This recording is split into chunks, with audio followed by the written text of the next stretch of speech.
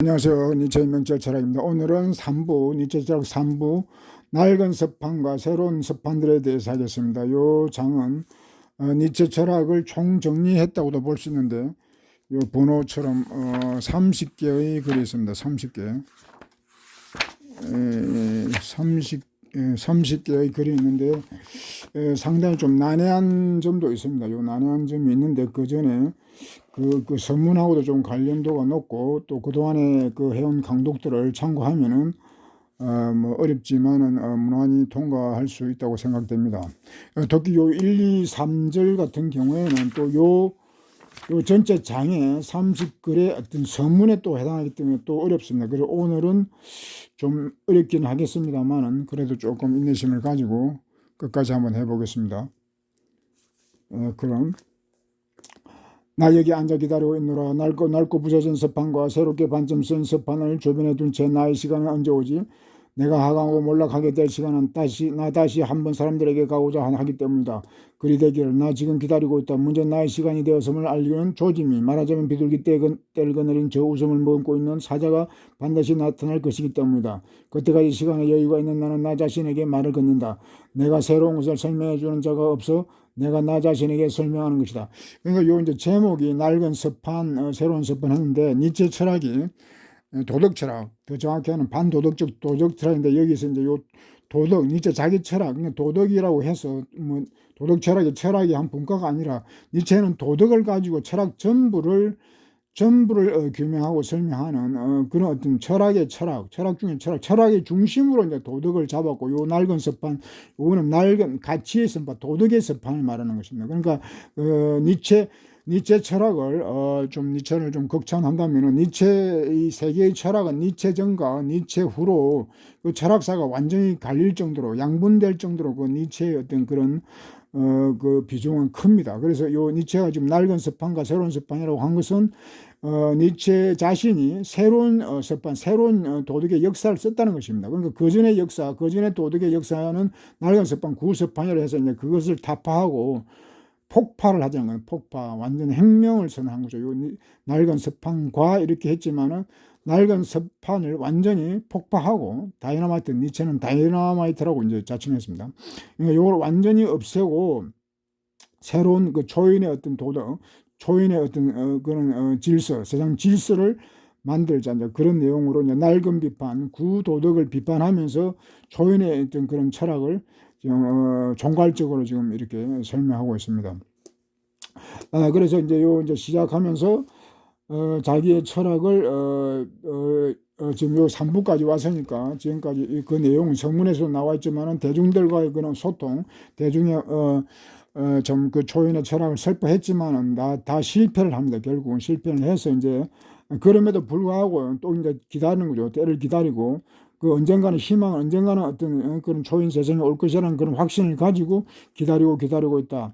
마침내 조짐이 나타날 것이다. 비둘기 떼를 거느린, 비둘기 떼는 어떤 그런 축하하는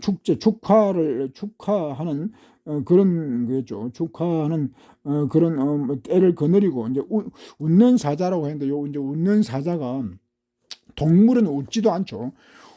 동물이 울지도 않지만은 뭐 동물이 슬퍼하는 경우에 있다 하더라고요. 슬퍼하는 경우에 있을지도, 울거나 뭐 그러진 않고, 더더구나 웃는 동물이 웃는다 그러면은 그거는 정말 이상한 거죠. 그런데 이제 요 웃는 사자라고 한 것은, 근데 제가 그 낙타 사자 아이요 그 단계, 인간의 그 어떤 발전 단계를 했는데, 거기서 이제 사자와 아이의 그 중간 정도, 그러니까 웃는 사자는 이제 그렇게 여기서 웃으면 긍정적인 그런 것, 긍정 뭐 낙천적인 거, 그런 어떤 니체를 긍정 철학을 할 때 이제 그런 의미로서 웃음을 이제 이렇게 표현한 것입니다. 그러니까 웃는 사자는 아직 완전한 초인은 아니지만은 그 이제 전 단계 정도, 그런 사자보다 또 한 단계 높은 그런 사자, 웃는 사자가 이제 곧 나타날 것이다.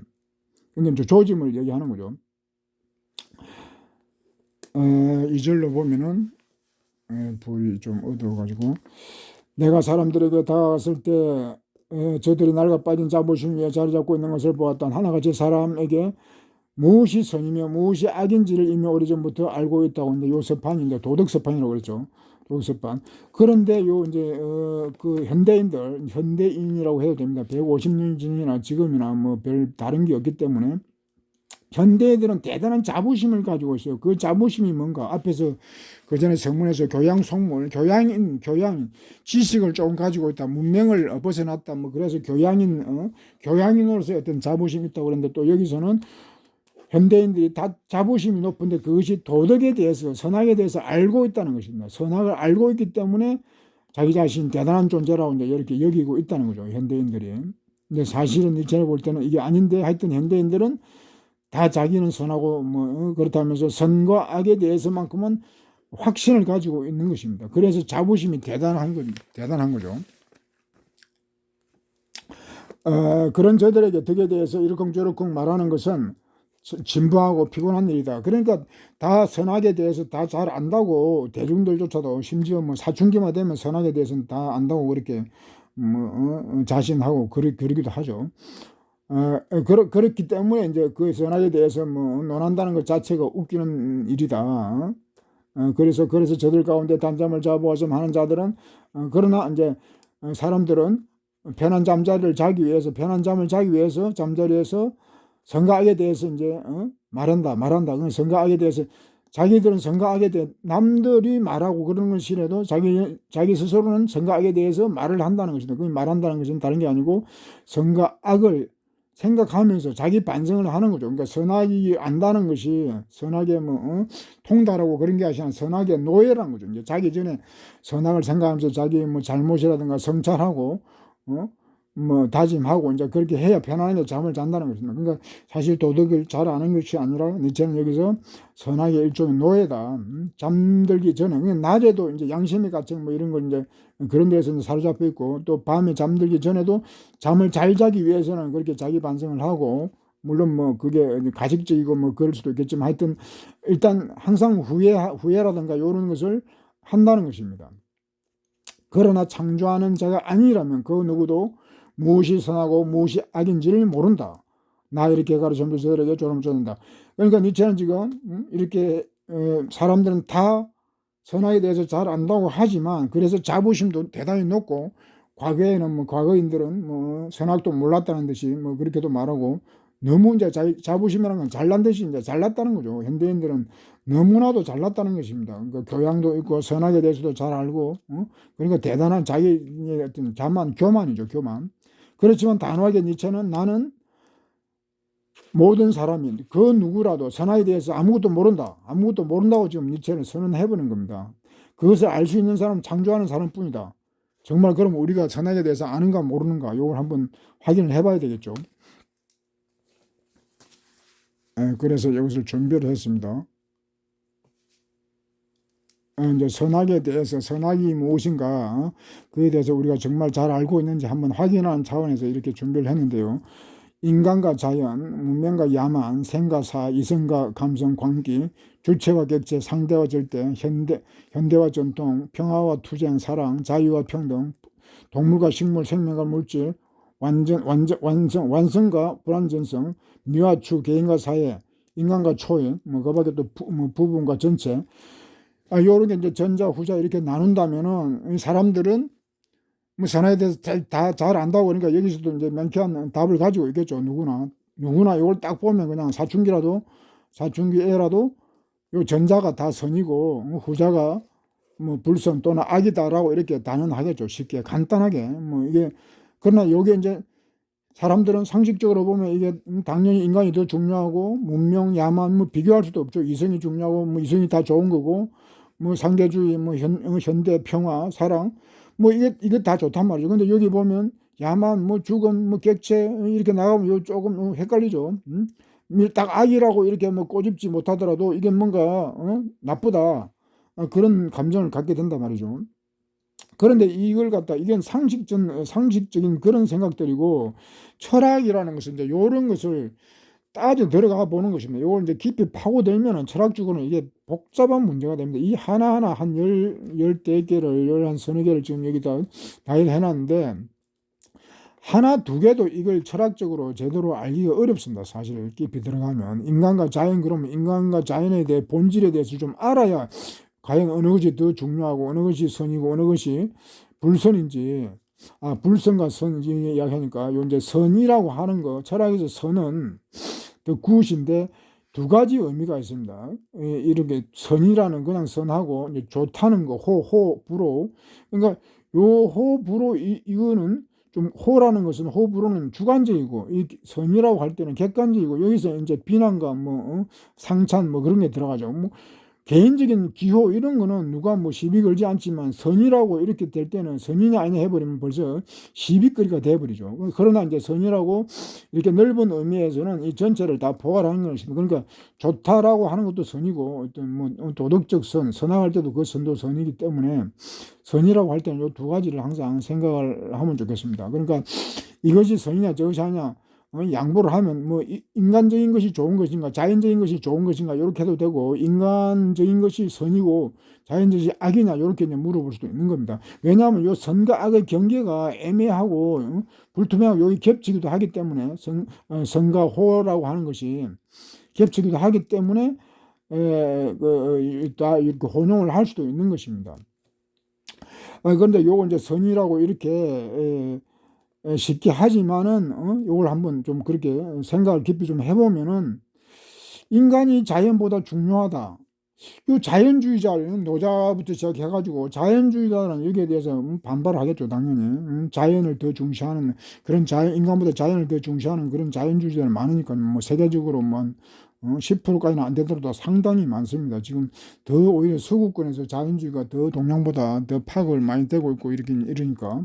그러니까 이것도 자연이 없는 인간은 상상할 수도 없습니다. 그래서 이걸 양보를 하더라도 이 자연과 인간의 어떤 그런 뭐 위상은 거의 뭐 대등하다고도 볼 수 있는 것입니다. 그러면 이게 복잡해져. 그러면 선악 구도가 복잡해집니다. 요게 왜 지금 다 11대까지가 중요한 하면은 모든 선악의 척도가 되기 때문에 우리가 선악을 판단할 때는 거기에 반드시 기준, 잣대라는 것이 있는 것입니다. 그 잣대, 우리가 선악을 할 때는 법 같은 법률이 옳으냐 그러냐 할 때는 그 기준이 헌법이라는 기준이 있습니다. 근데 또 이제 헌법의 기준이 뭐냐 이렇게 또 파고들면 또 복잡해지죠. 그 도덕도 마찬가지로 이제 법도 도덕의 일부분인데 도덕의 이런 문제, 선악의 모든 우리의 일상생활이라든가 뭐 사회생활하는데 선악 이런 호를 따질 때는 반드시 그 판단의 기준을 가지고 있습니다. 사람들이 그 기준이 무엇이냐 이러면은 잘 말을 못하는 경우가 많지만은 그 이제 철학적으로 들어가면 여러 가지 이런 기준들이 있는데 요 열 몇 가지가 그 대체적으로 이제 그 선악 판단의 기준입니다. 그런데 이제 과거에는 그러면 어떤 게 있었는가? 과거에도 선악이 있었는데 과거의 선악의 기준, 절대적 기준이죠. 그것은 이제 신이죠. 종교 신에서 모든 것을 선악을 결정해 왔습니다. 그러면서 이제 무신론이 근대되면서 무신론이 대두되면서 이제 신이 무력해지면서 이제 그 선악의 잣대가 완전히 바뀌는 거죠. 그러면서 이제 종교를 대신해서 국가가 등장하면서 국가가 이제 선악의 모든 것을 결정을 합니다. 그 결정을 하는데 이제 형식적으로는 겉으로는 그 이제 국가가 선악을 다 결정하면서도 법률 제정 이런 걸 통해서 하면서도 겉으로는 이제 그 선악의 기준을 이런 것들로 이렇게 이제 제시를 하는 거죠. 인간적인 것이 선악이다. 인간을 위한다. 뭐 over the people, by the people, for the people 그런 것도 있지만은 over the human, for the human 이렇게 by the human 이렇게 해도 말이 되는 인간을 모든 게 겉으로는 인간을 위한다 이제 이렇게 하면서 인간적인 도덕을 만들었다라고 하는 것이죠. 근데 이제 그 깊이를 내면을 파고들면은 전혀 인간적이지 않은 오히려 야만적인 게 많다 이 말이죠. 그 다음에 문명과 야만 뭐 이것도 어려운 문제인데. 야만이라는 문명이라는 야만 그런 말이 있을 정도로 이 문명사회라는 것이 야만보다 정말 더 야만스러운 그런 그 행태들이 너무 많습니다. 그 문명의 그 잔악함, 극악함 이런 거는 그 원시 시대를 갖다 비교가 안 되죠. 오히려 그 옛날 사람들이 더 순수하고 그 선한 그런 것이 많지 정말 그 악랄함의 극치가 이 문명이 발달할수록 악랄함의 극치를 우리는 쉽게 역사 쪽에서도 우리는 확인할 수가 있습니다. 이 생사의 문제, 이것도 이제 생은 선이고 사는 악이다 이렇게 뭐 상식적으로 생각하지만은 이게 참 어려운 것이 이건 뭐 생이라는 것은 너무나 이거 존엄하고 너무나 생이라는 이 생명 이거는 뭐 누구도 함부로 말해서는 안 되겠지만은 철학적으로는 철학을 우리가 지금 하는 입장에서 보면은 이것이 과연 생과 사가 이렇게 우열이 나눠지는가? 절대 그렇지 않아요. 이게 사라는 것이 죽음이 없으면 우리 생명체는 유지가 될 수가 없습니다. 단 한순간도. 그렇기 때문에 서로 의존적 관계이기 때문에 적어도 이것이 대등하다고 이렇게 철학적으로 보는 것입니다. 니체는 물론 여기 후자, 니체는 전자보다 후자를 더 중시하거나 또는 요 대등한 관계, 뭐 우열 없이 이렇게 상호 보완적 그런 변적분적 관계 이렇게 보는데, 사람들은 대체로 이 상식의 어떤 그런 지배를 받다 보니까 이렇게 단순 논리에 이제 빠져 있단 말이죠. 이런 것들이 너무나도 중요함에도 불구하고 우리 사회에서는 철학이 정규 그런 교육 과정에도 없기 때문에 이런 중대한 것을 다 지금 놓치고 선악을 잘못 판단하고 있는 것이죠. 제가 여기서 뭐 다 알고 사람들은 다 안다고 뭐 하지만 그걸 지금 비판하고 있듯이 아무도 모른다고 지금 이렇게 단호하게 지금 말을 한단 말이죠. 그것도 이성이라는 것도 우리가 이성 그러면 당연히 좋은 거고 뭐 광기 이래버리면 뭐 아주 비교가 안 되죠. 뭐 당연히 나쁜 걸로 생각하지만 니체는 오히려 이성보다도 광기라든가 야망, 감성 이런 걸 더 중시합니다. 니체는 반이성주의자로 하는데 그게 바로 요런 광기, 야망 요런 것들이, 그러니까 요 광기가 뭐 나쁜 그런 게 아니고 또 열광적인 거 그런 거란 말이죠. 뭐 신들림 이런 거 있잖아요. 신처럼 그렇게 신명나게 하는 어떤 뭐 완전히 몰입하는 상태, 그런 걸 이제 광기라고 하는 것입니다. 그런 게 없으면은 어떤 인간다운 그런 어떤 성취라든가 초인적인 삶이 불가능. 그리고 이제 이성이라고 하는 것이 이렇게 야망이라든가 이런 걸 다 짓밟는 그런 역할을 하기 때문에 인간적인 것을 다 이성이 뭐랄까 약화시키는 그런 기능을 합니다. 이성은 주로 이제 언어를 통해서 그렇게 되는데, 언어라고 하는 것이 그 인간의 어떤 그런 큰 어떤 야망이라든가 이런 걸 다 이제 제거하는 그런 역할을 더 많이 하는 거죠. 이제 주체, 객체 이것도 당연히 주체를 선이라고 객체를 뭐 악이라고 이렇게 하겠지만은 이게 간단한 문제가 아니죠. 주체, 이제 말은 좋죠. 주체 좋은데 이제 주체라고 말을 해버리면 이게 이제 근대에 나온 말인데, 영어의 서브젝트. 근대에 이제 이런 말이 생겼는데 이것은 주종 관계를 불러오는 것입니다. 주체라고 하면 대상은 그냥 타자, 노예화 시키버리는 거죠. 그래서 요 이제 문제가 된단 말이에요. 그러니까 요 완전히 분리해서 주체, 주어 강조하는 것은 이렇게 타자를 갖다가 다 대상화 해버리고, 사람도 마찬가지죠. 나라고 이런 나라는 주체를 딱 세워버리면 타자는 다 객체와 대상화 종속화 시켜버린단 말이죠. 그래서 이제 그 현대 철학 중에서 이제 타자의 철학 뭐 이런 게, 타자를 좀 주체에 반대하는 타자의 철학 문제, 그런 것도 타자 윤리학 그런 것도 나왔지만, 하여튼 이 주체와 객체의 관계가 이게 보완적이지 않고 이렇게 분리돼서 한쪽을 이렇게 강조해버리면 이거는 모든 선악 구도가 다 파괴되는 것입니다. 그리고 상대 절대주의도 사람들은 이거 뭐 상대주의, 워낙 뭐 상대주의, 뭐 다원주의 이런 걸 강조하다 보니까 뭐 우리 상대주의가 좋은 걸로 알지만은 사실 인간들은 이 상대주의 세계에서 살아본 적이 없어요. 역사적으로 절대주의가 언제나 지배해 왔습니다. 인간의 어떤 요것을 이제 뭐 가변과 불변 이렇게 쉽게 봐도 사람들은 그렇게 쉽게 변하지 않죠. 그러니까 요 이제 불변적인 요소, 그런 뭐 3살버릇 8까지 간다고 하듯이 사람들은 어떤 절대적인 그런 어떤 절대주의에 사로잡혀 있는 것입니다. 그런데 말은 또 이렇게 거짓말을 하죠. 상대주의다, 상대주의라고, 상대주의 좋은 거라고. 그런데 이렇게 이제 상대주의라고 해도 이게 또 모순이 되어버린 거, 모순 관계. 상대주의가 이성하고 뭐 주체하고 뭐 이런 자유와 뭐 여러 이런 여기 좋다는 것들, 이런 것들 개념들이 서로 간에 다 모순이 발생하는 것입니다. 이 상대주의하고 이 상대주의가 된다는 것은 변한다는 거거든요. 그런데 이성은 불변적인 요소인데 이게 또 안 맞잖아요. 그리고 뭐 주체도 마찬가지고, 자유라는 것도 자유라는 것은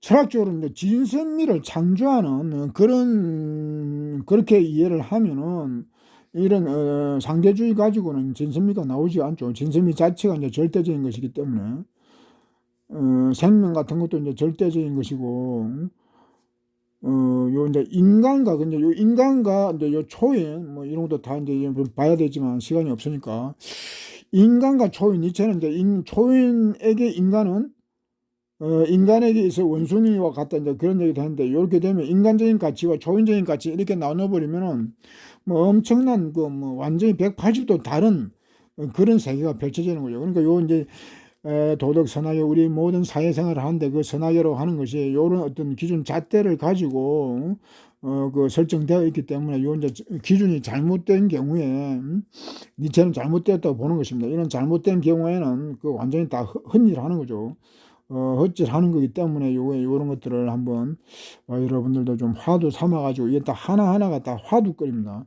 평생에 화두거리기 때문에 요 뭐 180도 다른 거기 때문에 그 만일 우리가 이런 가치관을 바꾼다고 그러면은 인생이고 사회고 180도 완전히 바뀌죠. 달라지는 거죠. 그러니까 천지개변을 하는 거죠. 그래서 니체 철학을 이제 같이 혁명의 철학, 뭐 혁명가 이제 그렇게 말하는 이유가 이제 그런 것입니다. 그러니까 낡은 습관과 새로운 습관 이게 말로 뭐 간단한 문제가 아니고 거의 막 혁명적 상황을 불러오는 그런 대단히 위험한 것입니다.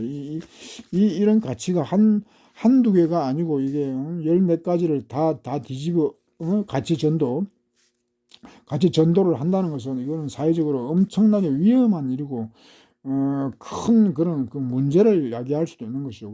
그러니까 이게 참 상식적으로는 쉽게 그렇게 전파가 되기는 어렵지 않을까 그런 생각을 하면서도 이제 철학하는 입장에서는 이런 걸 우리가 다뤄보지 않을 수가 없는 것입니다. 창조하는 자는 사람들이 추구해야 할 목표를 제시하고 요 밑으로 가면 저들에게 저 낡아 빠진 자부심 그러니까 그 대중민중들 사람들의 그 자부심이 자리하고 있을 뿐인 저들의 낡아 빠진 광자를 뒤엎으라고 명했다. 저들에게 저들의 위대하다는 덕의 교사와 성인 시인과 구세주를 비웃으라고 명했다. 저들에게 저들의 어물한 한자들을 그리고 이때껏 검은 호사비가 되어 생명의 나무 위에서 위협지 몸질을 하고 앉아있던 자들을 비웃어주라고 명했다. 그러니까 요 이제 도덕의 이제 그런 도덕을 이렇게 낡은 도덕을 만든 그런 사람들이 이제 뭐 요 교사 성인 이런 사람들이고 뭐 현자들 요 만든 사람들이 있죠. 뭐 주로 이제 학자들 뭐 옛날 같은 그 근대 일제 시대에는 이제 주로 이제 그 뭐 종교인들 아직도 종교인들이 그때는 건재했으니까 종교인들 요 구세주 이제 요런 종교인들이 이제 요 낡은 도덕의 서판을 이제 썼단 말이죠. 이제 그런 걸 니체는 이제 이제는 비웃어 주라고 같이 비웃어 주자고 이제 이렇게 말을 하는 것입니다. 말도 안 되는 거기 때문에 이제 그런 새로운 그런 서판 도덕의 어떤 그런 체계를 잡기 위해서는 과거의 낡은 것들에 대해서는 완전히 폐기 처분하고 이제 매도를 해야 되겠죠. 요런 사람이 이제 스스로 자기들은 위대하다고 이제 한 것입니다. 뭐 시인도 들어가고 교사라기보다도 이제 학자 정도 되겠죠. 교사가 이런 도덕의 서판을 쓸 수는 없으니까 완전히 뒤엎으라고. 그리고 이제 썩은 고기와 이제 요런 그 낡은 습판, 그 옛날 그 도덕 그걸 세운 그 낡은 습판 그리고 그 세상에 대한 그런 이야기가 있습니다. 그 낡은 세상에서는 썩은 고기가 독수리 틈에 끼어 저들의 무덤 사이로 난 큰 길가에 앉아 있었다. 그리고는 저들의 지난 모든 과거와 썩어 무너지고 있는 그 과거의 영광을 비워주었다. 그러니까 지금 뭐 썩은 독수리도 이제 좋은 뜻으로 쓰지만 여기서는 뭐 독수리도 여러 종류가 있는 것 같더라고요. 그러니까 썩은 것만 먹는 거, 죽었고 썩은 것만 먹는 그런 독수리 있으니까 하여튼 썩은 도덕이라는 겁니다. 썩은 독수리, 썩은 것만 잘 먹는 그런 독수리 같은 그런 사람들. 무덤, 그러니까 그건 뭐 무덤, 더 이상 볼 것도 없는 그 생명을 살리는 게 아니라 죽음으로 내모는 그런 도덕이다. 이제 무덤이 이제 그런 얘기죠. 그래서 이제 그러면 새로운 도덕은 이제 누가 어떻게 이제 해야 되는가? 그 이제 창조하는 사람은 이제 초인 웃는 사자는 그러니까 초인이라는 개념이 넘어가는 사람 또 넘어간 사람 이렇게 두 가지 의미가 있으니까 창조한 그래 버리면은 뭐 완전히 초인이 된 거고 이제 창조하는 사람 이제 진행형 가고 있는 중인 사람 그런 사람은 이제 사자급도 해당이 되겠죠. 그럼 창조하는 사람들이 이제 새로운 도덕을 창조를 해야 된다는 것입니다. 같이 이제 새로운 그 좋은 세상을 열기 위해서는 새로운 가치, 새로운 도덕, 진선미를 이제 창조를 해내야죠.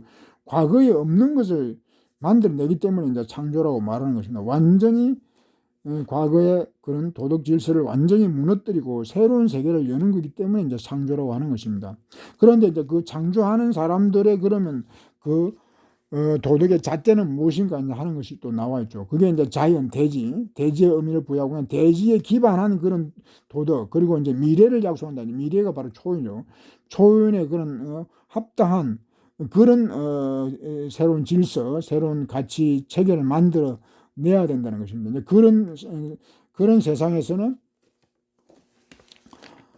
이것도 하나 더 있네요. 이제 그런 세상에서는 산위에 태어난 진정 산악기만 지혜인 나의 지혜로운 동경이 내 마음속으로 일으켜 부르짖으며 웃으던 것이다. 그게 이제 초인을 향한 동경, 그냥 초인적 정신이다. 그런 새로운 어떤 그런 것을 창조해낸다는 것입니다. 요 완전 하나 더 이제 그 낡은 도덕에 대한 비판인데, 속죄 설주자처럼 어리고 어릿광대처럼 저들에게 있어서 위대한 것과 비천한 것 모두가 동분하여 부러지었다. 저들이 말하는 최선한 것이 이토록 보잘것없는 저들이 말하는 제약이라는 것이 이토록 보잘것없다니.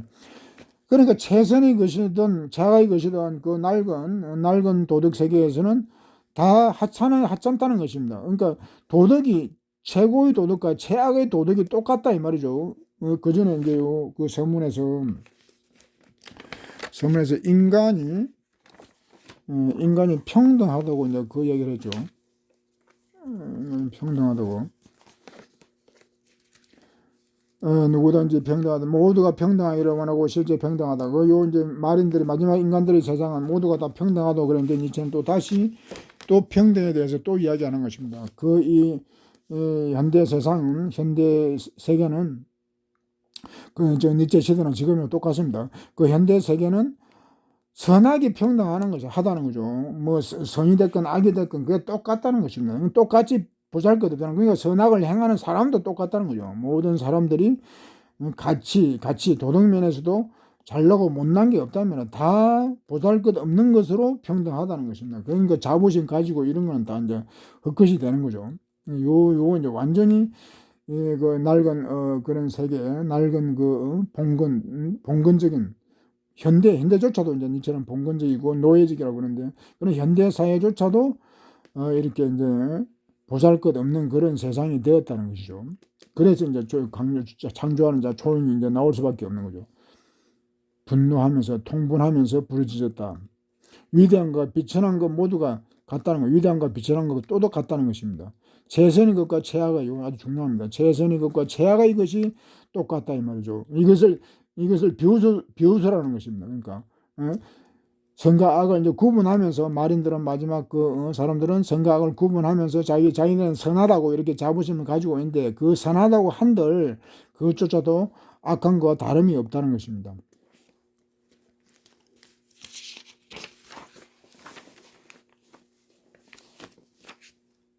날개를 퍼덕이는 나의 크나큰 동경. 그러니까 요게 이제 이런 것들은 좀 어려운 부분들은 여러분들이 이걸 좀 한번 일독을 하고 이제 이 강도에 같이 임하면은 좀 더 이해하기가 쉽습니다. 그 어려운 것을 일독 없이 그냥 들면 더 이제 막막할 수도 있죠. 날개를 퍼덕이는 이제 비상한다면 크나큰 동경, 초인을 향한 그런 어떤 정신이 비상을 하려고 한다. 나의 큰 동경, 크나큰보다도 이제 위대한, 그레이트니까 위대한 동경, 위대한 경멸 이런 말 하니까 니체는 위대하다는 말을 많이 합니다. 그래서 위대한 동경은 나의 이제 초인적인, 초인을 향한 동경은 자주 웃어가며 나를 앞으로 위로 저쪽으로 낚아채곤 했다. 그때마다 나는 화살이 되어 발을 떨면서 햇빛에 취한 희열을 헤집고 날아갔고. 그러니까 이제 초인의 어떤 그런 가치, 초인의 어떤 그런 세계를 지금 보여줄 텐데요. 그 초인은 희열, 햇빛, 그러니까 태양과 같은 그런 어떤 밝고 그 환희에 찬 그런 세상을 열어간다는 것이죠. 이게 저쪽으로 위로 이렇게 자주 웃으면서 초인의 가치는 그런 것을 지향한다는 것입니다. 아직 그 어떤 꿈도 꿈꾸었던 일이 없는 한층 더 먼 미래로 일찍 그 어떤 조각가들이 꿈꾸었던 것보다 한층 더 뜨거운 남력으로 신들이 춤을 추면서 걸치고 있는 온갖 옷가지를 수치스럽게 생각하는 것으로. 그러니까 요 이제 신이 된 초인의 요 이제 니체를 무신론자이긴 하지만은 또 이제 그 다른 차원에서의 어떤 그 신을 요청합니다. 신을. 그러니까 왜 이제 신을 불러들이냐면은 인간의 어떤 그런 이성적인 그런 마인드만 가지고는 이런 초인 세상을 열기는 좀 어렵다는 이제 그런 생각에서 이제 이 신이 된다는 것은 인간이 어떤 그 옛날에 그 고대 그리스인들이 그 신을 인간적인 신으로서 인간과 함께 하면서 인간을 더 고양시키는 그런 기능을 이제 니체는 했다고 보는 것입니다. 그런 신을 이제 불러오는 거죠. 옛날 그리스 그 로마 신화, 그리스 신화에 보면 그 여러 신들인데 다 인간하고 비슷합니다. 인간처럼 감정 희로 애락이 다 있고 그런 신들처럼 인간하고 같지만은 다른 것은 좀 인간보다 어떤 상당히 격이 높은 차원이 높은 그런 어떤 면도 있기 때문에 인간과 같이 하면은 인간도 고무되고 인간도 더 향상할 수 있는 그런 계기가 되기 때문에 이제는 요 신들을 불러들이면서 지금 신들이 춤을 추고 계속 신 이야기를 하는 것입니다. 그러니까 신이 있고 그거 중요한 게 아니고 초인 세상을 그 완성하는데 얼마나 그것이 기능을 하느냐 안 하느냐 이제 그걸 따지고 보면은 이제는 그런 인간적인 신은 그걸 신이라고 볼 수는 없죠. 엄밀하게 말하면. 그러니까 하여튼 인간적인 그런 신들은 필요하다고 이제 이렇게 보면서 인간도 신처럼 그렇게 비상할 수 있다는 것을 이제 또 암시도 해주는 겁니다. 늘 꿈꾸었던 것보다 한층 더 뜨거운 그냥 남력이라는 건데 인간은 그동안에 그러면 북녘의 동토에서 이제 살아왔다는 거예요. 그러니까 그런 그 낡은 그 도덕 그런 지배하에서는 그 동토에서 그 동토에는 아무런 생산도 없고 거기는 아무런 우sem이라든가 이런 그런 게 없죠. 풍요라는 게 없다 이 말이죠. 그 황무지 같은 그런 불모지대가 그런 동토에서 이제 새로운 도덕과 함께 이제 남녘 따뜻한 데로 그런 정글 같은 그런 풍요로운 그런 것으로 이제 비유를 한 것입니다. 옷가지도 없는 그러니까 그것이 신들은 옷도 입지 않고 이제 그렇게 춤을 추고 이제 그런 신들이 있죠. 그 인도의 시바신 같은 경우에는 이제 그렇죠. 나는 비유를 들어 말하고 넘어가서 생성하는 모든 것이 신들의 춤과 신들의 자유분방을 생각할 때면 이 세계가 해방되어 그칠 것 없으며 자기 자신을 향해 다시 도망치고 있는 것으로 생각되는 거고. 그러니까 요 이제 좀 이상적인 어떤 그런 모습, 그런 사회는 신들과 이제 같이 놀면서 춤추고 자유롭게 해방되고 그칠 것이 없는 그런 세상이고, 영혼이 서로로부터 도망을 치고 서로를 또 끌어당기고 찾는 많은 신들이 서로 복된 모습, 축복된 그런 어떤 모습, 갈등도 일으키고, 그러니까 사랑하고 신과 사람과 다 뒤섞이는 것입니다. 신하고 사람하고 사람끼리도 마찬가지고 그렇게 모순과 갈등을 하면서도 그냥 사랑하고 투쟁하면서 그렇게 이제 그렇게 한다는 거죠. 서로 귀 기울여 서로에게 다시 그러니까 대립하면서도 모순이니까 대결하면서도 또 이제 서로가 하나가 된다는 것입니다. 그런데 요 이제 그 비유로서 이제 그 시인들 얘기가 나오는데 내가 아직도 시인일 수밖에 없다는 것이 부끄럽다. 그러니까 시인이라는 것은 전 긍정 부정 다 쓰는데 여기서 시인은 아직도 이렇게 이제 자기 진리 초인의 그런 정신을 설파하는 것으로 머문다는 것이 좀 그게 부끄럽다 이 말이죠. 자기는 세상의 어떤 그런 변혁하는데 더 큰 역할을 하고 싶은 그런 비전이 있는데도 불구하고 이제는 이런 어떤 면에서 보면 계몽적인 그런 역할이니까 요 책을 쓰고 이렇게 설파를 하고 하는 것은 계몽적인 그런 작업도 될 수 있기 때문에 여기에 그친다는 것이 자기는 좀 부끄럽다 이 말이죠. 그러나 니체는 요 책을 완성함으로써 인류에게 크나큰 영향을 끼쳤으니까 이제 부끄러운 일이 아니죠. 시인 이상의 이제 그런 역할을 한 것이죠.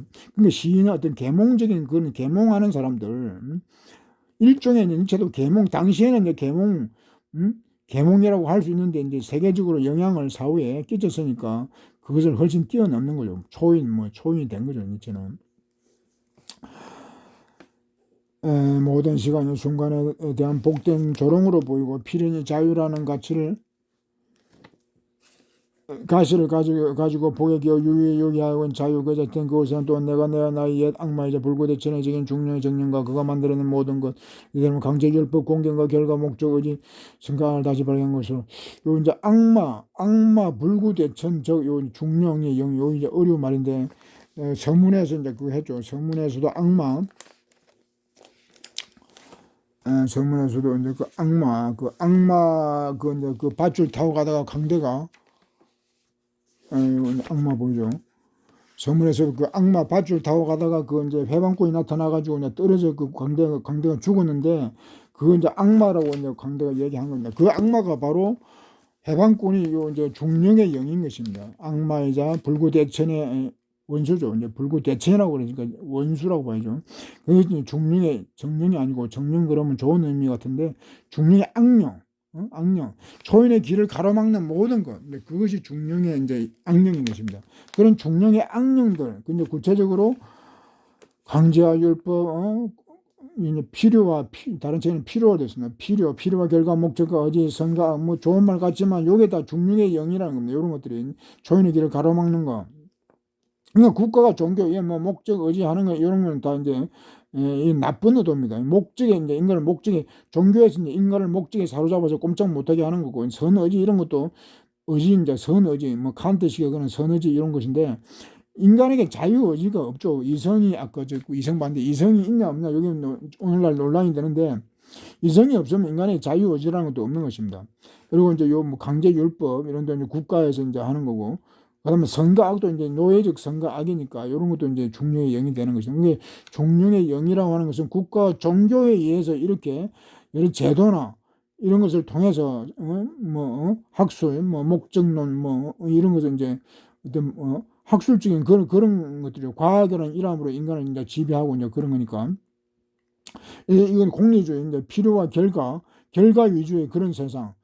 필요 없는 것은 다 이제 악이 되고 이제 그런 거. 그 이제 뭐 소유와 공급 뭐 그러면서 소비로 내모는 이런 것들이 인간의 어떤 그런 비상, 도약을 갖다가 가로막고 짓밟는 그런 기능을 하는 것입니다. 그래서 이제 저는 이것을 불구대천의 원수라고 이렇게 하는데 그럼에도 또 불구하고 또 이제 반전이 가히 그것을 뛰어넘어 춤을 추고 또 춤을 추며 저편으로 건너갈 수 있는 것이 존재해야 하지 않겠는가. 가벼운 것, 더없이 가벼운 것을 위해서라도 두더지와 묵직한 난쟁이들이 존재해야 하지 않겠는가. 그러나 이제 우리가 초인으로 가는데 있어서 아무런 저항이 없다고 그러면 그것도 의미가 없는 거죠. 자유도 마찬가지고 아까 자유 얘기했는데 자유라는 것도 저항이 없고 구속이 없으면 그 자유가 될 수 없는 것입니다. 초인 세상에도 이런 것들이 불구대천의 원수이지만 중령의 영이 그러나 어떤 저항의 측면에서 이런 저항을 받으면 더 초인으로 도약하는데 도움이 될 수도 있죠. 그러니까 이런 것들을 지금 또 여기서는 일부 긍정하는 거예요. 그러니까 필요악이라는 거죠. 다리 같은 다리인을 건너가는데 초인으로 건너가는 데는 필요하지만 건너가면 이제 다른 필요 없는 거죠. 요 이제 불구대천 요런 중요의 영도 초인의 세계에 들어서면은 이제 그때는 필요 없어지는 거죠. 그러니까 그동안에는 필요악으로서의 기능도 있다는 거죠. 그걸 여기서 지금 말하고 있는 것입니다. 오늘 여기까지 하겠습니다. 수고했습니다.